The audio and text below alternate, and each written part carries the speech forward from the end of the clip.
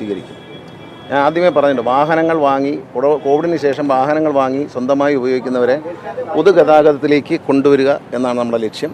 അതിനുവേണ്ടി ആദ്യ ഘട്ടമായിട്ടാണ് cancellation maximum കുറച്ചു, മാക്സിമം വണ്ടി റോഡിലിറക്കി. അതുകൂടാതെ ഈ മദ്യപിച്ച് ഡ്യൂട്ടിക്ക് എത്തുന്നവരെ 1 മാസത്തേക്ക് സസ്പെൻഡ് ചെയ്യാനും, മദ്യപിച്ചുകൊണ്ട് ഡ്യൂട്ടിയിൽ ഇരിക്കുന്നവരെ 3 മാസത്തേക്ക് സസ്പെൻഡ് ചെയ്യാം. 90 ദിവസം കഴിഞ്ഞാൽ ഓട്ടോമാറ്റിക്കായിട്ട് അവർ തിരിച്ചു കയറ്റും. എഴുത്തുകുത്തുകളൊന്നും വേണ്ട, അത് അപ്പോഴത്തന്നെ ഉദ്യോഗസ്ഥർ തിരിച്ചു കയറ്റും. അതേ ഡിപ്പോയിൽ തന്നെ കയറ്റാനും പറഞ്ഞിട്ടുണ്ട്. പക്ഷേ ഈ ഒരു പണിഷ്മെൻറ്റ് തുടങ്ങിയപ്പോൾ പല മാധ്യമങ്ങളും ആശങ്ക പ്രകടിപ്പിച്ചത് ഒരു ദിവസം 70 പേര് 80 പേര് സസ്പെൻഡ് ചെയ്യപ്പെടുകയാണ്. ഇത് KSRTCയിൽ പ്രതിസന്ധി ഉണ്ടാക്കും എന്ന് നിങ്ങളെല്ലാവരും ധരിച്ചു. പക്ഷേ 27,000 തൊഴിലാളികളുള്ള KSRTCയിൽ ഒരിക്കലും അങ്ങനെ പ്രതിസന്ധി ഉണ്ടാവില്ല. അതിൻ്റെ പേരിൽ ഒരു വണ്ടി ക്യാൻസൽ ചെയ്ത് വന്നിട്ടില്ല. പക്ഷേ ഇതിൻ്റെ ഫലം എന്ന് പറയുന്നത് 15 ആഴ്ചകൾ പിന്നിടെയാണ് ഈ നടപടി തുടങ്ങിയിട്ട്. ആദ്യത്തെ ആഴ്ചകളിൽ 6 മരണം, 7 മരണം. അതിൻ്റെ കണക്കുകൾ ഞാൻ നിങ്ങൾക്ക് തരാം, ഡേറ്റ എൻ്റെ കയ്യിലുണ്ട്, അത് കൃത്യമായ കണക്ക് തരാം. മരണമാണ് കേരളത്തിൽ സംഭവിച്ചിരുന്നത്.